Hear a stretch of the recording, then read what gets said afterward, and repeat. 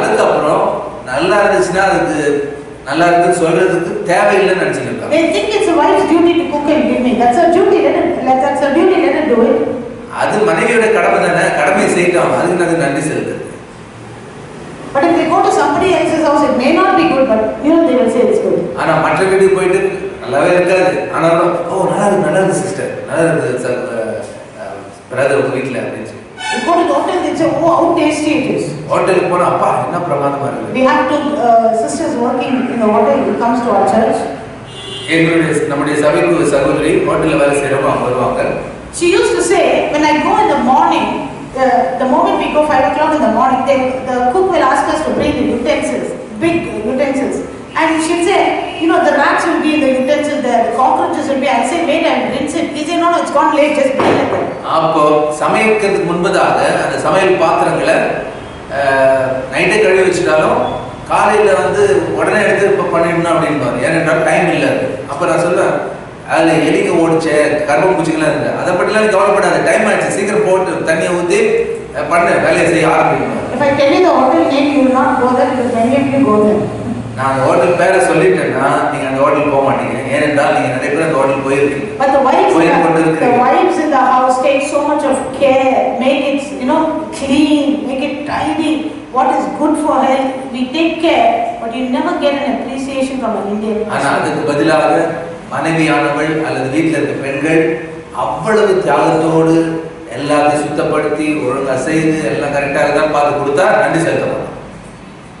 Don't have any men here to listen to this, but I believe men are listening to me throughout the world. Okay, there is something in the word thank you. இங்க இருக்கின்ற ஒரு சில ஆண்கள் இங்க இல்ல நிறைய பேர், ஆனா உலகம் முழுதும் இருக்கிற ஆண்கள் என்னுடைய செய்தியை கேட்டுருக்காங்க. When I was a student, I learned a song. Please, thank you, I'm sorry. Magical words. I forgot the song, but I remember the words. Please, thank you, sorry. They are magical words. I don't know if you know that song. அந்த பாட்டு உங்களுக்கு தெரியுமா? Please, thank you, I'm sorry. Magical words. When I was a young girl in school, I was taught that song. நான் சிறு பெண்ணாக இருக்கும்போது பள்ளிக்கூடத்தில் அந்த பாடலை கற்றுக்கொண்டேன். There is something so powerful in saying thank you. ஆகவே நன்றி என்று சொல்வதில் ஒரு பெரிய வல்லமை இருக்கு. My younger daughter is very good at that. என்னுடைய இரண்டாவது பொண்ணு அதுல ரொம்ப தீவிரம் காட்டுவார் நன்றி செலுத்துறது. Okay, even she goes to anybody's house, even in our house, at once she will say, auntie, super auntie, lovely auntie. Okay, many of you also she would have told you to know about her. Okay, so I'm not exaggerating. See, there is something in the gifts of your spirit. சில நேரத்துல அவ வந்திருப்பா, நீங்க கொடுத்து சாப்பிட்டு ரொம்ப நல்லா இருக்காங்க, பிரமாதமா பண்ணிருக்கீங்க, சூப்பர் அப்படிலாம் சொல்லியிருப்பா. ஏனென்றால் நன்றி செலுத்துவது ஒரு வல்லமை. There is some power in that. அதிலே வல்லமை இருக்கு. Luke chapter 17, let's turn to and verse 11. லூக்கா 11ஆம் அதிகாரம் 11ஆம் வசனத்தை நம்ம பார்ப்போம். Because our Indian husbands have picked up this habit from their forefathers, their grandfather, their father. In those days, the women never went to work. Their only job was cooking in the house. So they felt, she's doing her job, I'm doing my job. Why should I thank her? அவ இந்திய கணவர்கள் தன்னுடைய பெற்றோர்களிடத்திலிருந்தோ தகப்பன்மாரிடத்திலிருந்தோ அது தாத்தாவிடத்திலிருந்தோ இதை கற்றுன்னு இருப்பாங்க. என்னது, பெண்கள் தான் சமைக்கணும், ஆண்கள் தான் வேலைக்கு போகணும். Because in those days it was அந்த நாட்கள் அப்படிதான், ஆண்கள் தான் வேலைக்கு போறாங்க, பெண்கள் சமைச்சாங்க. In our grandmother's time, our great grandmother's time, it was like that. நம்முடைய தாத்தா காலத்துல, நம்முடைய பூட்டன் காலத்துல இதெல்லாம் செய்திருந்தாங்க. But now it's not like that. ஆனா இப்போ அது மாதிரி இல்ல. The women go to work. பெண்கள் வேலைக்கு போறாங்க. They work as equal to the men, and sometimes even more than the men. ஆண்கள் செய்யற அளவுக்கு வேலை செய்யறாங்க, சில நேரத்துல ஆண்களை விட அதிகமா செய்யறாங்க. But they come home and they run into the kitchen and get a cup of coffee. ஆனாலும் வீட்டுக்கு வந்த டேட நுழைஞ்சா கூட வீட்டுல இருக்கிற கணவருக்கு காஃபி போடுறதுக்கு இவங்க ஓடி சமையல் அறையில போறாங்க. Situation has changed. ஆனால் சூழ்நிலைகள் மாறிவிட்டன. Times have changed. நேரங்கள் மாறிவிட்டன. Okay, so same way when we see in the Bible, times have changed. We don't even have time to come to church nowadays. நேரங்கள் மாறிவிட்டபடினால் சபைக்கு வரதுக்கே நேரம் இல்லை. I had this first service actually. I sacrificed myself and said I will conduct this first service. Okay, because people are going to work and already in the corona time they haven't come to church. Let them come. But the very people that I had in my mind and conducted the service are not coming. நான் ஞாயிற்றுக்கிழமையில கூட சிலருக்கு வேலை இருக்குது. அதனால அவங்க வந்து ஞாயிற்றுக்கிழமை ஆராதனையை வந்து அவங்க மிஸ் பண்ணக்கூடாதுன்னு சொல்லிட்டு அவர்களுக்காக தியாகம் எடுத்து நேரத்தோடு படுத்து நேரத்தோடு எழுந்து நான் வரேன். ஆனா யார் வரணுமோ அவங்க தவிர நம்ம செல்ல வந்துருக்கோம். நேரத்தோட நான் படுக்கவே இல்லை. 1 மணிக்கு தூங்குறேன், 4 மணிக்கு எழுதுறேன். I slept at 1 o'clock. I got up at 4:30 morning and then I made the breakfast, made everything and I came down for church to have it at 6 o'clock. But people are not coming. நேரத்தோடு நான் காலம் தாழ்த்தி படுத்தாலும் நேரத்தோடு எழுந்து நேரத்தோடு எல்லா காரியங்களும் முடிச்சு பிரேக்ஃபாஸ்ட் எல்லாம் செய்து வச்சுட்டு 6 மணிக்கு நான் 6 மணி. So what does it show that they are not grateful? One day they will come. When they will come, one nerve twist. When they are not able to breathe properly, they will come. ஆனால் ஒரு நாள் வருவாங்க. எப்போ வருவாங்க தெரியுமா? நரம்பு எங்கேயாவது முறுக்கிச்சுன்னா, மூச்சு விட முடியலன்னா, ஏதாவது வியாதி வந்துச்சுன்னா ஐயோ எசப்பா ஓடிடும். Now they are very healthy, so they want to go to work. இப்ப நல்ல ஆரோக்கியமா இருக்கிறதுனால எவ்வளவு சம்பாதிக்க முடியுமோ அவ்வளவு சம்பாதிக்கிறது ஓடினே இருக்காங்க. We'll read this incident in Luke chapter 17 and verse 11. லூக்கா 17ஆம் அதிகாரம் 11ஆம் வசனம். Luke 17 and verse 11. லூக்கா 17ஆம் அதிகாரம் 11ஆம் வசனம். Now it happened as he went to Jerusalem that he passed through the midst of Samaria and Galilee. Then he entered a certain village. There met him 10 men who were lepers who stood afar off. அங்கே பார்க்கின்றோம் 11ஆம் வசனம். பின்பு அவர் எருசலேமுக்கு பிரயாணம் பண்ணுகையில் அவர் சமாரியா கலிலேயா என்னும் நாடுகளின் வழியாக நடந்து போனார். அவர் ஒரு கிராமத்தில் பிரவேசித்த போது குஷ்டரோகம் உள்ள மனுஷர் 10 பேர் அவருக்கு எதிராக வந்து தூரத்திலே நின்று. Now lepers, I want to tell you something about lepers in the days of Jesus. இந்த குஷ்டரோகி இயேசு கிறிஸ்துவின் காலத்தில் வாழ்ந்த இந்த குஷ்டரோகிகளை குறித்து உங்களுக்கு சொல்ல விரும்புகிறேன். They were not supposed to mingle among the crowd. அவர்கள் ஜன கூட்டத்துக்கு நடுவிலே வரக்கூடாது. They were untouchables. அவர்கள் தீண்டத்தகாதவர்கள். They had to live in a different, far away, secluded place where they could not, mingle with people. ஜனங்களோடு கலந்து உறவாட முடியாத, ஜனங்களை விட்டு தூரமான ஒதுக்கப்பட்ட ஒரு இடத்துல அவங்க வாழ்வாங்க. அவங்க தள்ளிடுவாங்க. They had crossed that limit, come out of that way and came into a place where a person could even see them from afar. He would scream, "Oh, leper!" and they would stone him to death.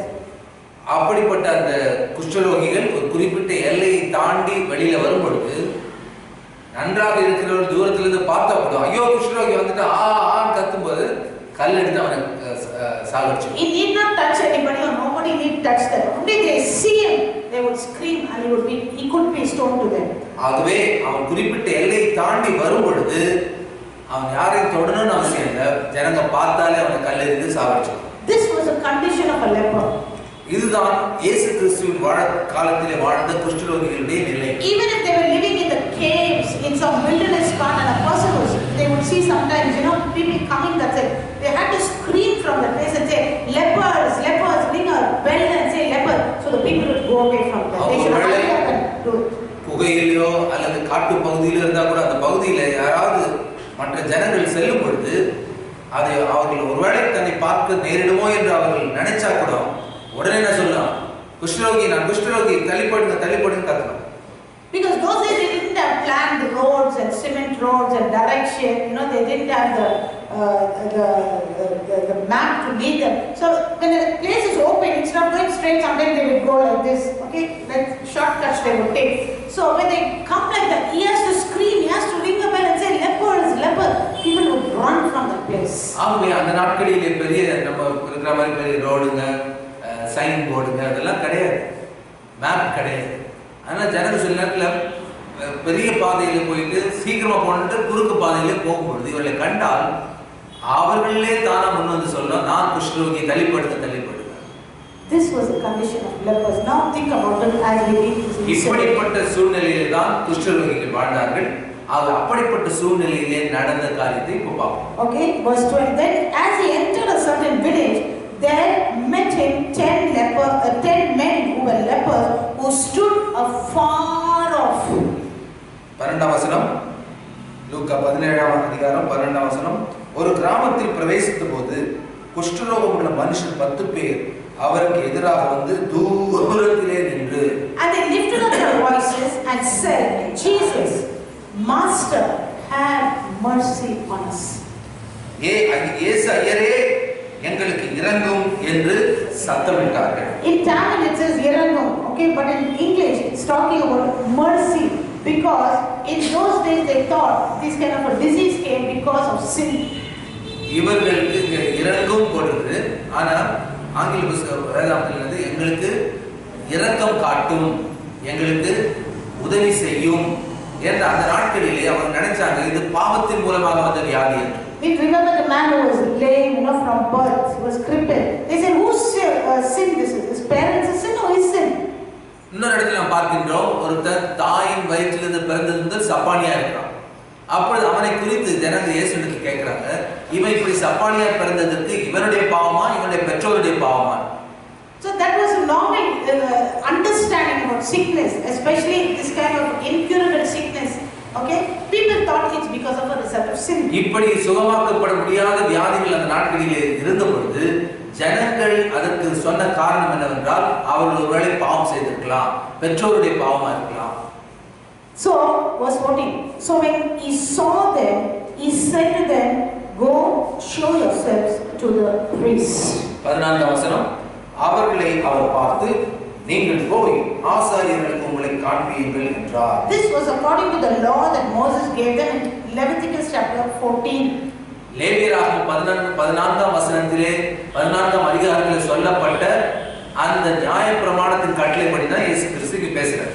If you are a leopard and suppose you had got healed, which was very possible, but even if you thought you got healed, you had to go to the priest. அந்த நாட்களிலே ஒருவேளை நீ குஷ்டரோகியா இருந்து ஒருவேளை உனக்கு சுகம் கிடைத்ததாக நீ நினைத்தாலும் நீ உன்னை போய் ஆசாரியனிடத்தில் காண்பித்து நீ சரியா இல்லையான்னு அவன் செக் பண்ணி சொல்லணும். It is not like church here. You just walk in and say, Pastor, see, Pastor, I'm healed. Not like that. It was a big ritual that they had to do.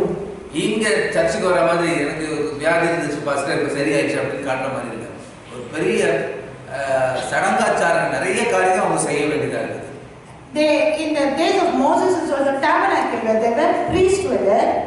மோசேயின் நாட்களிலே கூடாரங்கள் இருந்தது, ஆசாரியர்கள் இருந்தார்கள். In the time of Jesus, the temple was there. இயேசுவின் நாட்களிலே தேவாலயம் இருந்தது. That means they had to go to Jerusalem. அப்படினா என்ன அர்த்தம்? அவங்க எருசலேமுக்கு போகணும். The priest was not in the synagogues. Everywhere they had synagogues. He was not there.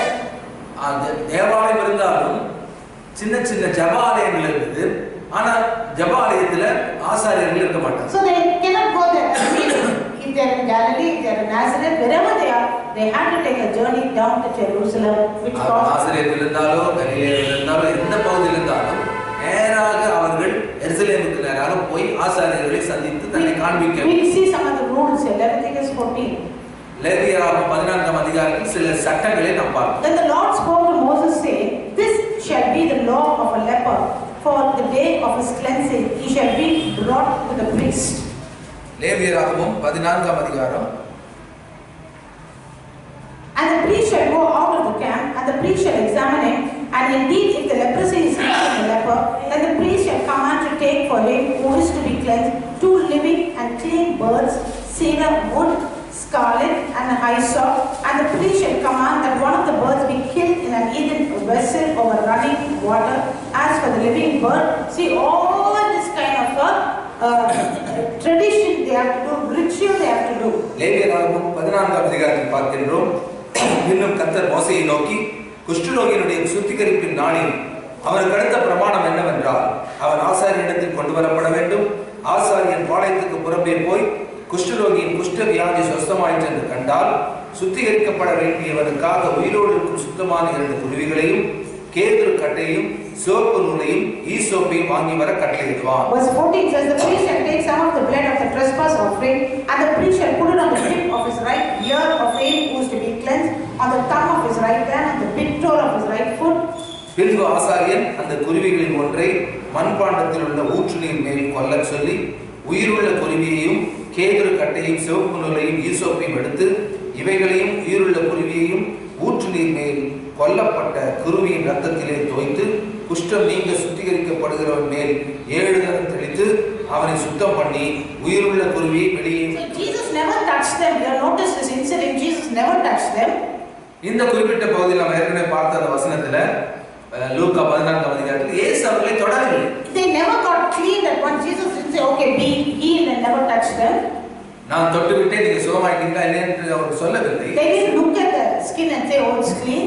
அவர்கள் தங்களுடைய தோலை பார்த்து சுகமாயிடுச்சுன்னு சொல்லல. Jesus only told them, go show yourself to the priest. இயேசு எதுவுமே சொல்லல. உன்னை போய் ஆசாரியனிடத்தில் காண்பி. They started on their way. நடந்து போறாங்க. And the Bible says, and as so it was, as they went, they were cleansed. லூக்கா 17ஆம் அதிகாரம் 14ஆம் வசனத்தில் அவர்களை அவர் பார்த்து நீங்கள் போய் ஆசாரியர்களுக்கு உங்களை காண்பீர்கள் என்றார். அந்தபடி அவர்கள் போகையில் சுத்தமானார்கள். As they went. அவர்கள் போகையில்.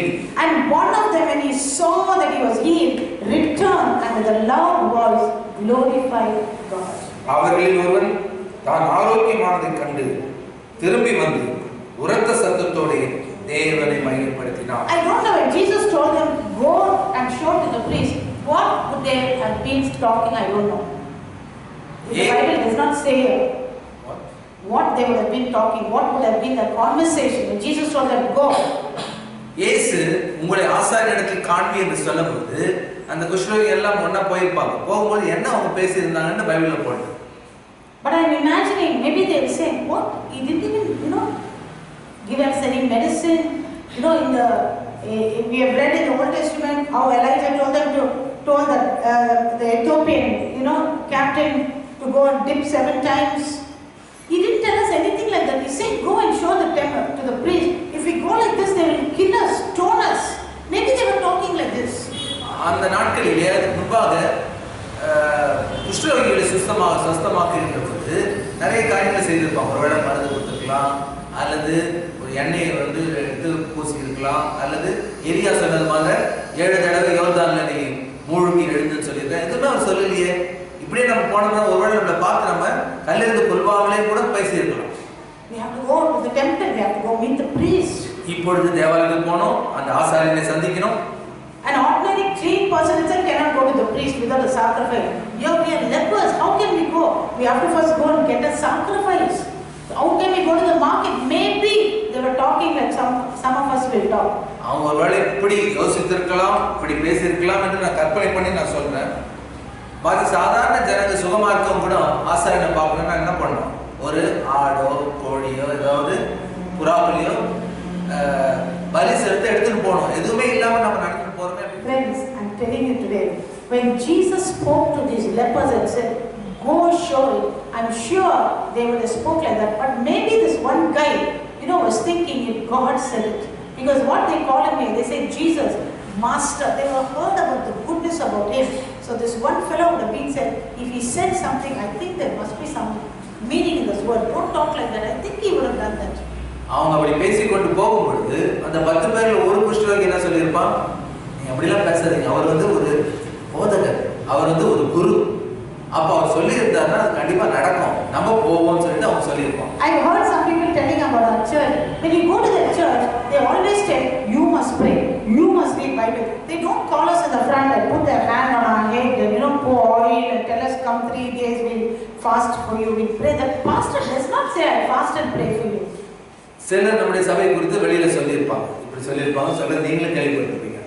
நாமெல்லாம் இந்த குறிப்பிட்ட சபைக்கெல்லாம் போனா அந்த பாஸ்டர் நமக்கு எண்ணெய் பூசி விடுறாரு, வாரத்துல 3 நாள் வாங்க அப்படின்வாரு, உங்களுக்காக நம்ம உபவாசம் பண்றாரு. ஆனா இந்த சர்ச்சைக்கு நம்ம போனோம்னா பாஸ்டர் என்ன சொல்றாரு?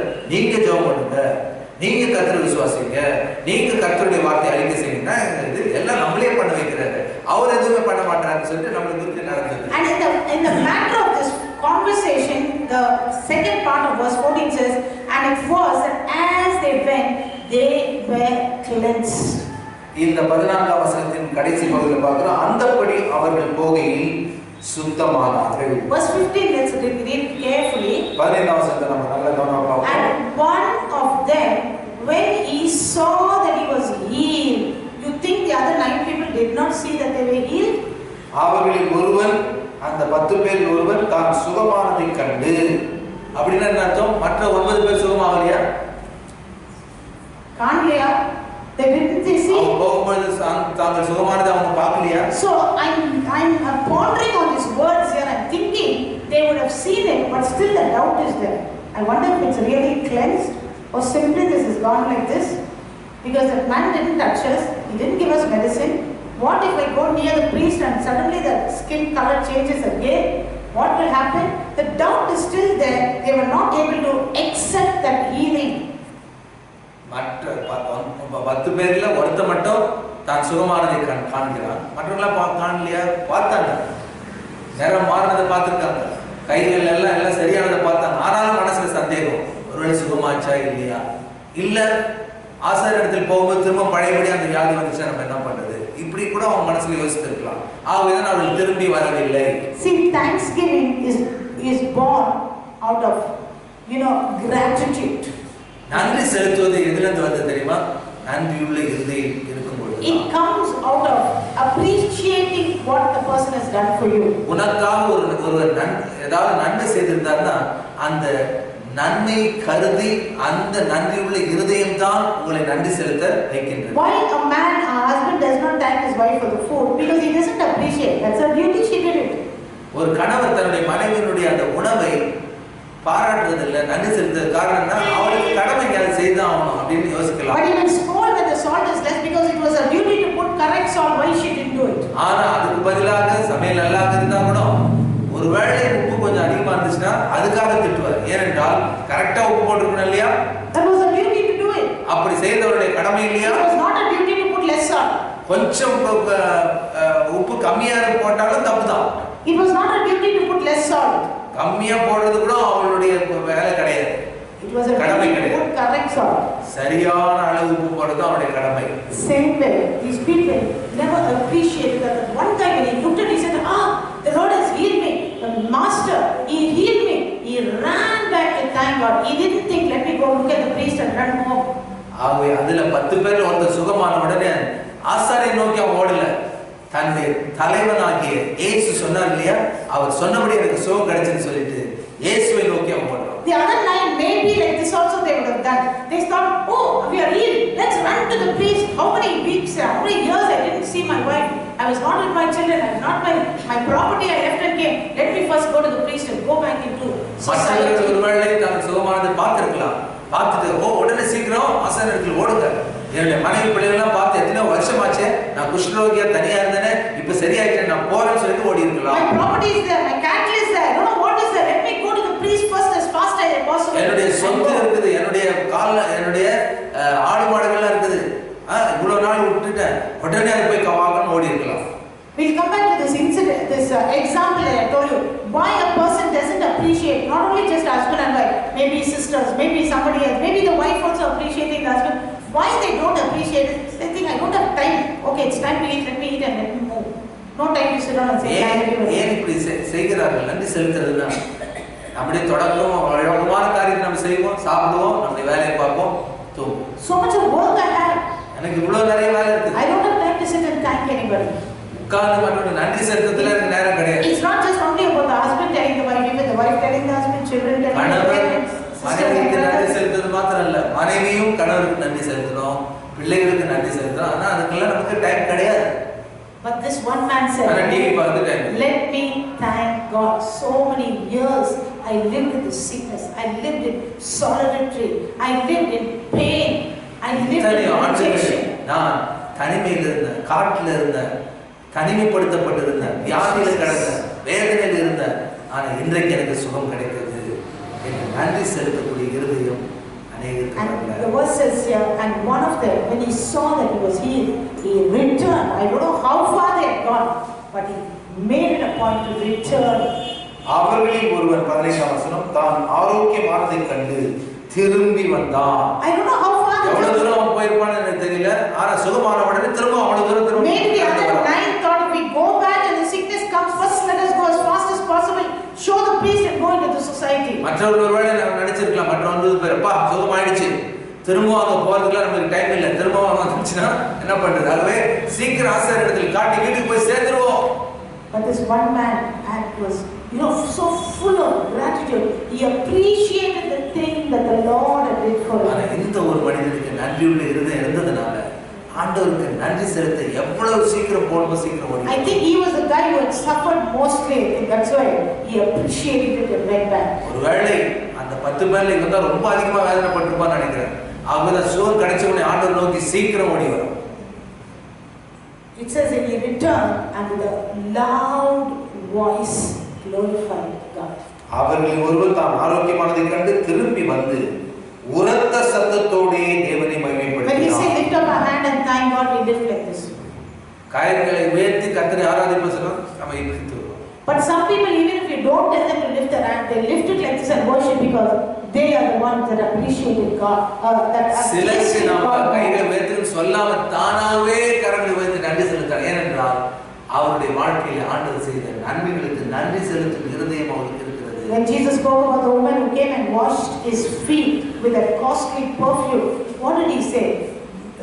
He was telling a story about a person who sinned more and a person who sinned less. தன்னுடைய இயேசு கிறிஸ்து இருந்த இடத்துல விலையேறப்பட்ட பரிமள தைலத்தை எடுத்து வந்து இயேசுவின் பாதத்தை அவள் கழுவி தன்னுடைய கூந்தலால் துடைக்கும் பொழுது இயேசு கிறிஸ்து சொன்ன காரியம் என்ன தெரியுமா?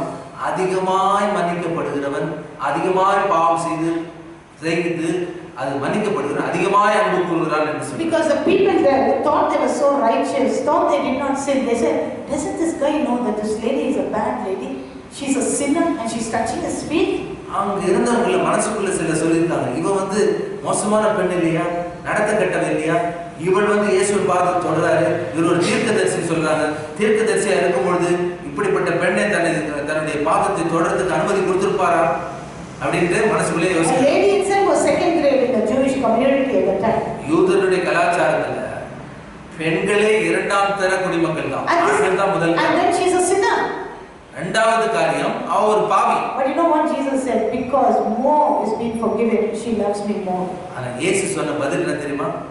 அதிகமாய் அவளுக்கு மன்னிப்பு கிடைத்ததனால அவள் அதிகமாய் அன்பு கூறுகிறாள். Why people don't worship the Lord? Why they don't lift their up hands? Why they don't sing? Because they still never tasted the love of God. நிறைய பேர் ஏன் கைகளை உயர்த்தி ஏன் ஆண்டவர் உள்ளத்திலிருந்து ஆழத்திலிருந்து ஆராதிக்கவில்லை என்றால் இயேசுவின் அன்பை அவர்கள் இன்னும் ருசி பார்க்கவில்லை. So many people even in worship, you see, they are so interested in the music, the chord, the beat. They don't feel the presence of God also. They are thinking about their talent. If I sing wrong, my image will go. They are talking or thinking about that.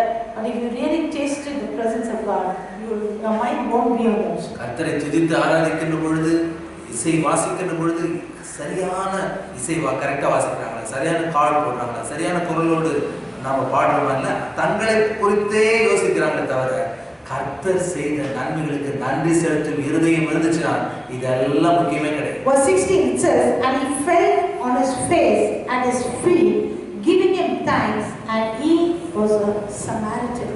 அவருடைய 16 வசனம், அவருடைய பாதத்தருகே முகம் குப்புற விழுந்து அவருக்கு ஸ்தோத்திரம் செலுத்தினார், அவன் சமாரியனாய் இருந்தான். The Samaritans were looked down by the Jews. இந்த சமாரியர்கள் என்று சொல்லக்கூடிய இந்த குறிப்பிட்ட பிரிவை சேர்ந்தவர்கள் யூதர்களால் கீழ் ஜாதி என்று நினைக்கப்பட்டவர்கள். They were not non-Jews. அவர்கள் யூதர்கள் அல்ல. They were Jews.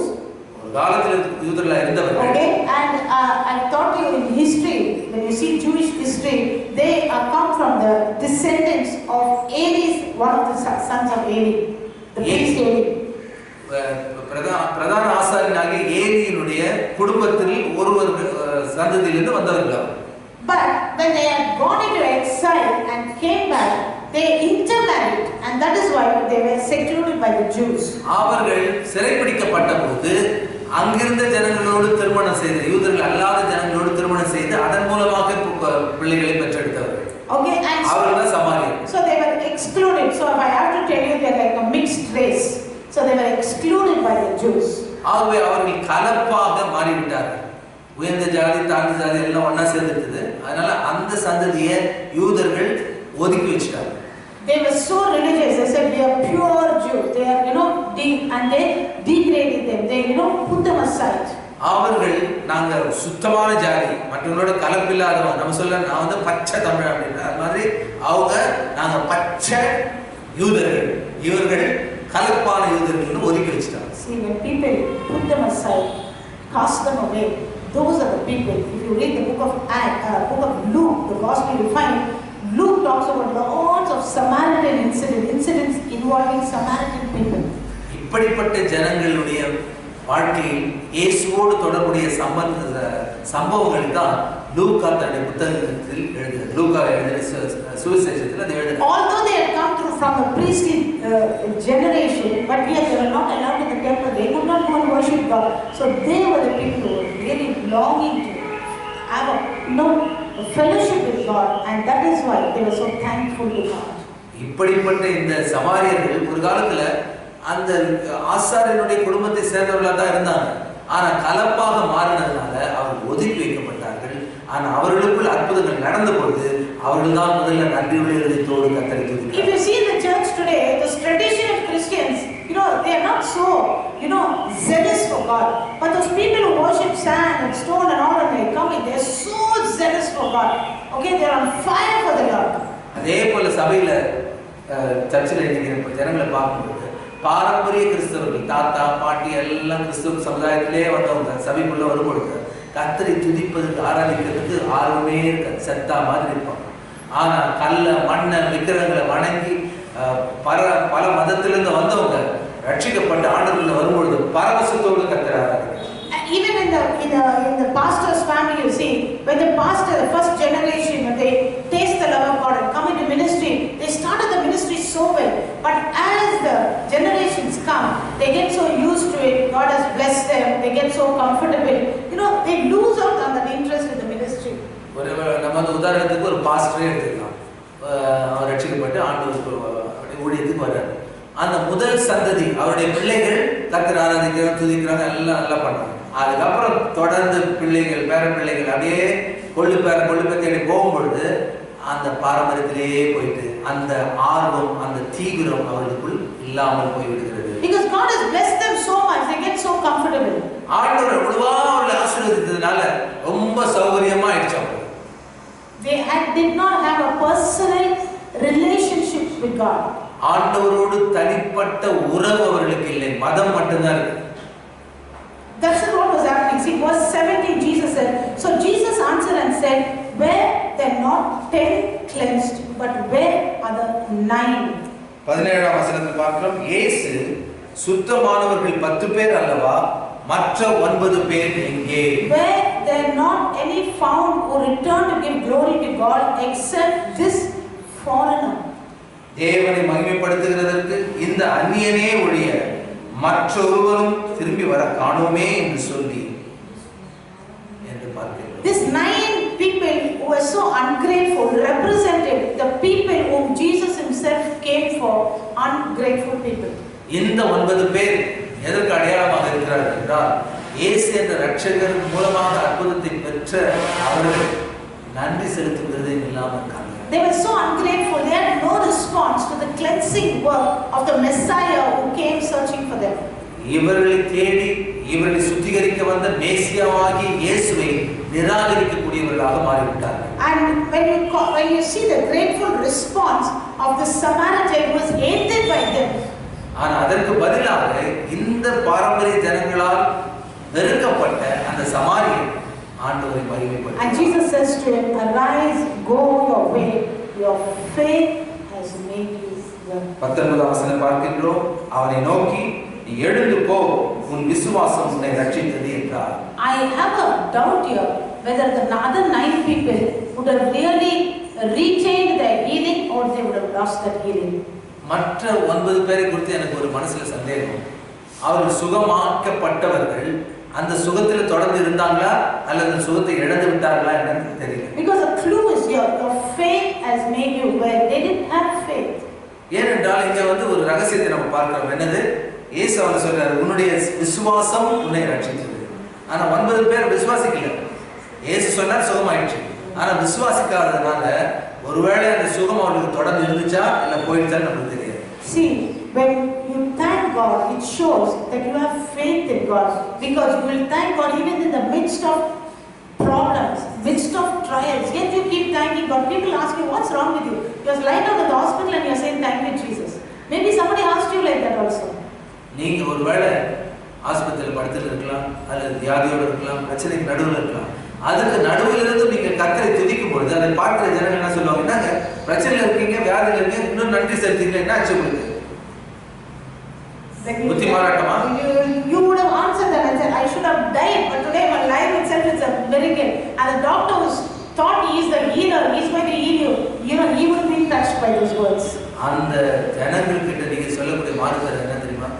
நான் சாக கிடந்தேன், செத்து போயிட்டு இருப்பேன், நான் நீங்க உயிரோடு இருப்பதே கர்த்தருடைய கிருபை. இப்படி நீங்க பேசும்பொழுது உங்களுக்கு சுகத்துக்கான சிகிச்சை செய்கிற டாக்டரே உங்களுடைய சாட்சியினால் தொடப்படுவா. And he would have told you, he would have said, I heard many people telling me testimonies like that. He would have told you, sister, please pray for me. No, I have a இப்படிப்பட்ட சாட்சி நான் நிறைய கேட்டிருக்கேன். டாக்டரே வந்து patient கிட்ட கேட்பாரு, அம்மா எனக்காக நீங்க ஜெபம் பண்ணுங்க.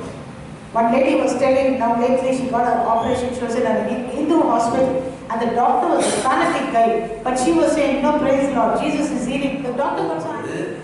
அவர்களுக்காக சுகம் கொடுக்கின்ற அந்த சுகத்துக்காக சிகிச்சையை கொடுக்கின்ற அந்த டாக்டர் இவங்களுக்கு சிகிச்சை கொடுக்கும்போது அவங்க ஆண்டவருக்கு ஸ்தோத்திரம் கர்த்தாவே மக்கள் மகிமைன்னு சொல்லும்போது அவருக்கு ரொம்ப கோபம் வந்துச்சு. He was a fanatic, religious fanatic. அவர் ஒரு மத தீவிரவாதி. But I believe, I told that sister, I believe your reaction in the midst of that pain is going to touch that doctor. அப்பொழுது சொன்ன அந்த சகோதரி கிட்ட, நீங்க வேதனைக்கு மத்தியில் நீங்க எப்படி ஆண்டவரை மகிமைப்படுத்துறீங்கல்ல, அது ஒரு நாள் அவரை தொடும். And I came home and I prayed for the doctor. நான் வீட்டுக்கு வந்த பிறகு கேள்விப்பட்ட நான் அந்த டாக்டருக்காக ஜெபிக்கிறேன். See friends, wherever you are, maybe in the hotel eating, wherever you are, maybe in the shop, give glory to God and it helps you to grow closer and closer to God. நீங்க எங்க போனாலும் சரி, ஒருவேளை hotel நீங்க போய் சாப்பிட்டாலும் அதுக்கு நடுவில் ஆண்டவருக்கு நன்றி செலுத்தக்கூடியவர்களா இருக்கும் பொழுது உங்களுடைய சாட்சி, உங்களுடைய வார்த்தை ஜனங்களை தொடும். I was in a shop, in a very big shop around here. I was there and two of the sales boys were talking. நான் ஒரு குறிப்பிட்ட ஒரு பொருட்கள் விற்பனை செய்கின்ற ஒரு மால்ல நான் இருக்கிறேன். அப்போது ரெண்டு பசங்க வந்து ஒருத்தரோடு ஒருத்தர் பேசியிருக்காங்க, விற்பனை செய்கிறாங்க. It's a shopping complex. We have a 8-story building here. I was there and they were putting my scratch card for my phone and both were talking and doing the work on my phone. என்னுடைய போன்ல அந்த scratch card மேல இருக்குல்ல, அந்த இது செல்போன்ல தேய்ச்சினா முன்னாடி போடுவாங்க மேல, அது போடும்போது அவங்க பேசிட்டு இருக்காங்க. And one guy is telling other, hey, you are going to buy that bike, but remember how much of interest it's going to take. Think about it. Our job is not permanent. You are going to buy installment. Think about it. They are both talking and doing their work. அவங்க வேலை செய்துட்டே ஒருத்தர் இன்னொரு பையன்கிட்ட சொல்றான், இவ்வளவு பணம், இவ்வளவு விலையுயர்ந்த ஒரு பைக் நீ வாங்க போறப்ப ஒவ்வொரு மாசமும் உனக்கு இன்ஸ்டால்மெண்ட் தவணை கட்ட முடியுமா? இந்த வேலை உனக்கு நிரந்தரமா?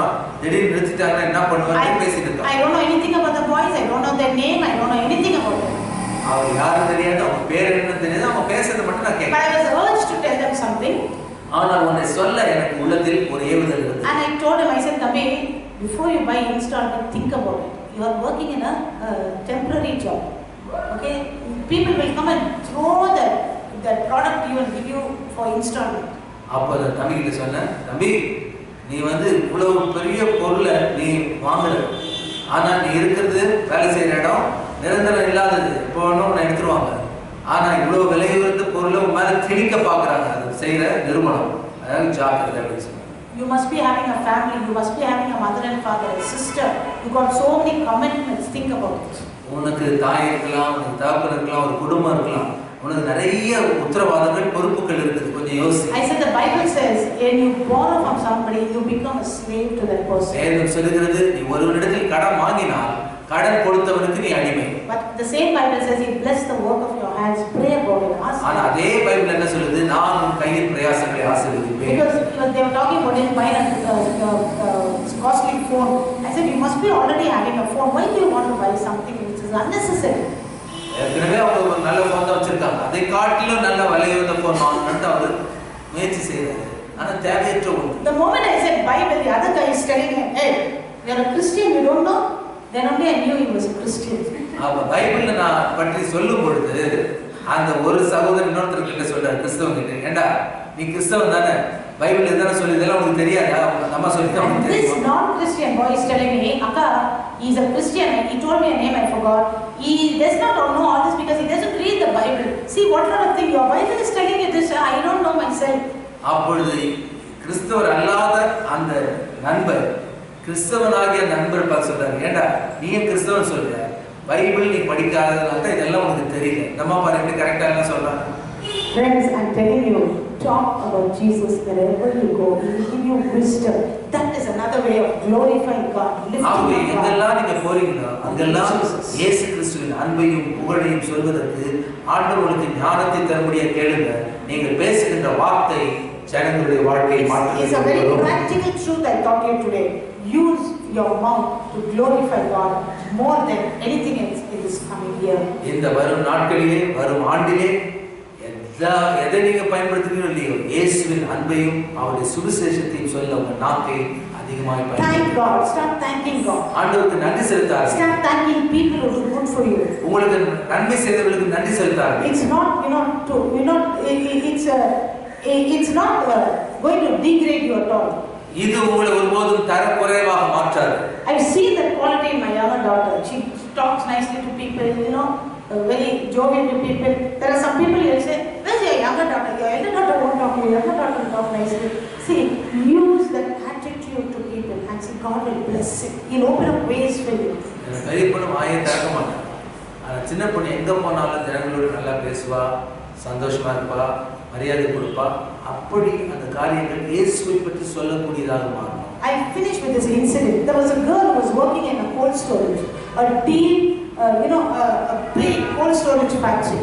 ஒரு பெரிய குளிர்பதனம் செய்கின்ற ஒரு ஃபேக்டரியில ஒரு பெண் வேலை செய்கிறார்.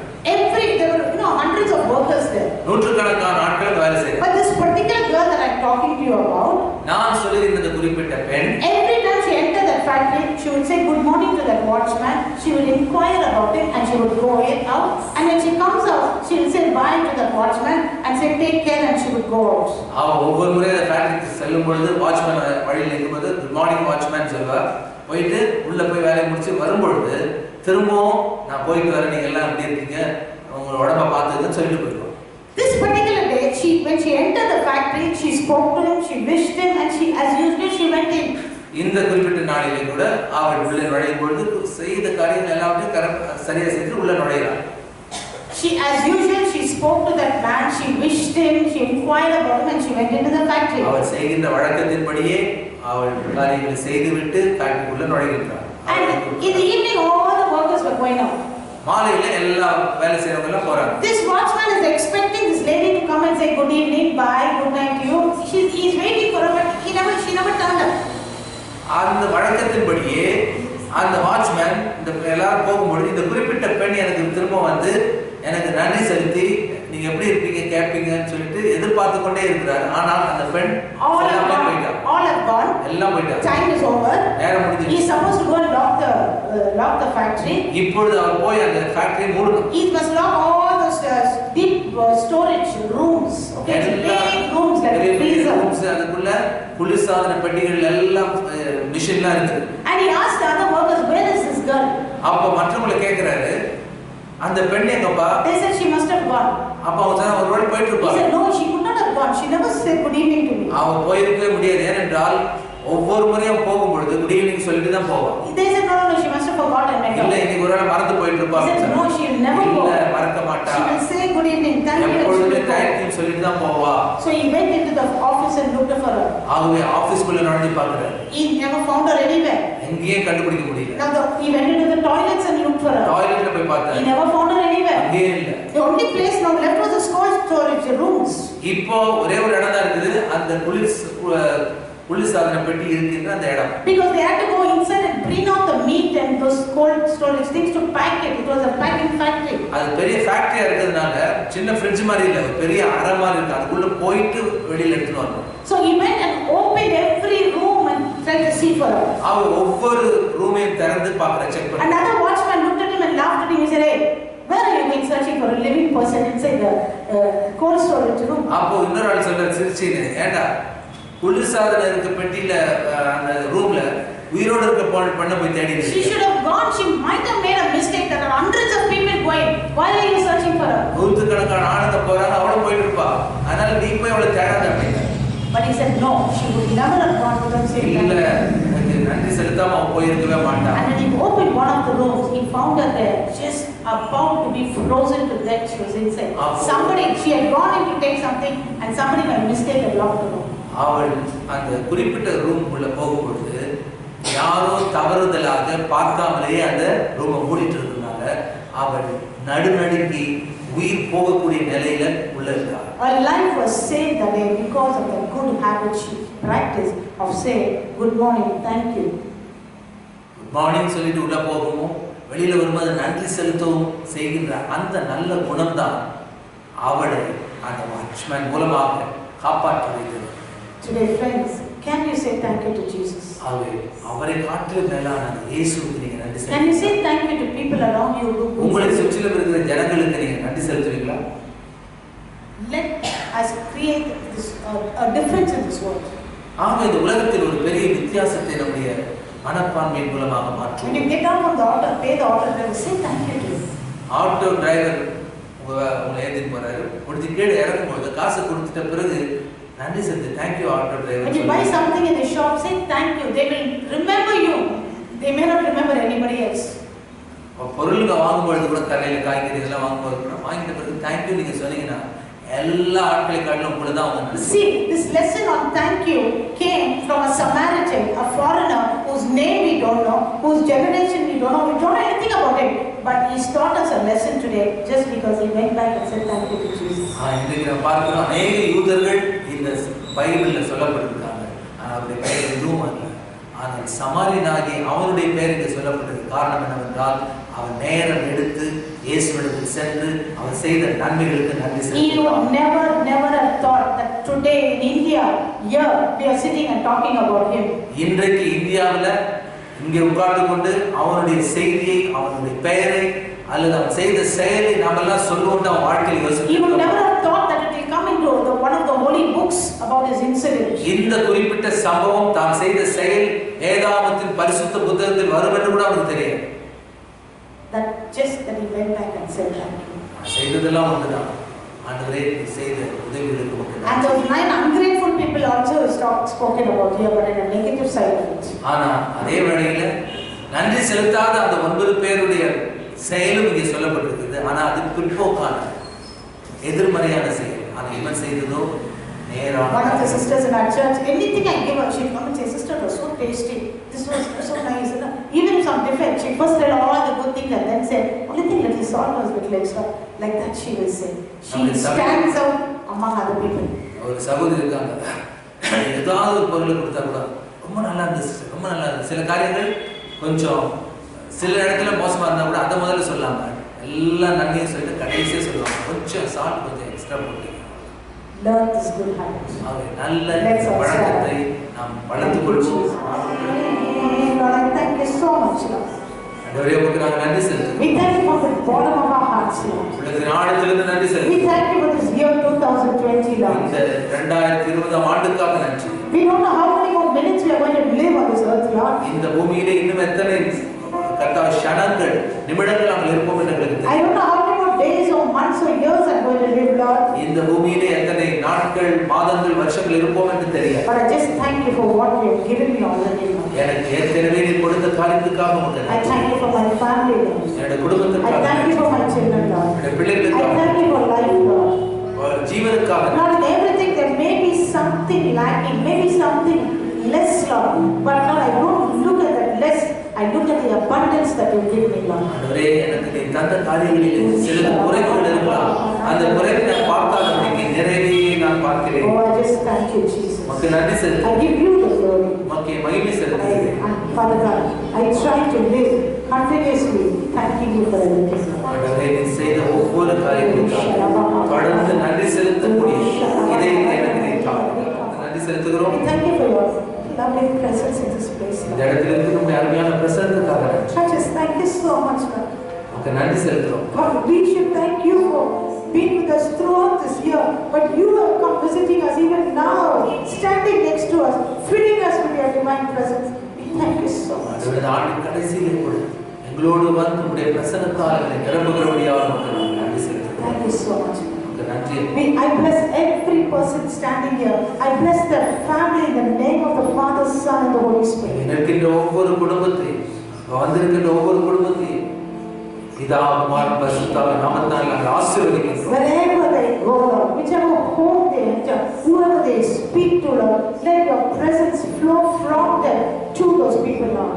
இவர் யார் எல்லாம் சேர்கிறார்கள், எந்தெந்த குடும்பத்திற்குள்ளாக ஆண்டவர்கள் நுழைகிறார்களோ, எந்த வீடுகளுக்குள்ளாக செல்கிறார்களோ, இவர்கள் மூலமாக உடைய பிரசன்னம், உடைய அபிஷேகம் ஆண்டவரே அந்த வீடுகளில் இருக்கிறவர்கள் படட்டும். Let your peace be seen on their face, Lord.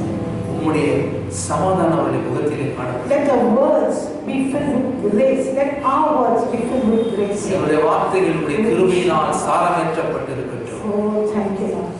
Let us carry your blessing as a vessel of blessing wherever we go. ஆண்டவரே நாங்கள் போகிற இடத்திலெல்லாம் உம்முடைய கர்த்தாவே ஆசீர்வாதத்தையும் ஆண்டவரே பாத்திரமாக நாங்கள் செல்ல In Jesus' name we thank you, Lord. இயேசு கிறிஸ்துவின் நாமத்தில் உமக்கு நன்றி செலுத்துகிறோம். Amen. Amen. Thank you. God bless you. கர்த்தர் ஆசீர்வதிப்பாராக.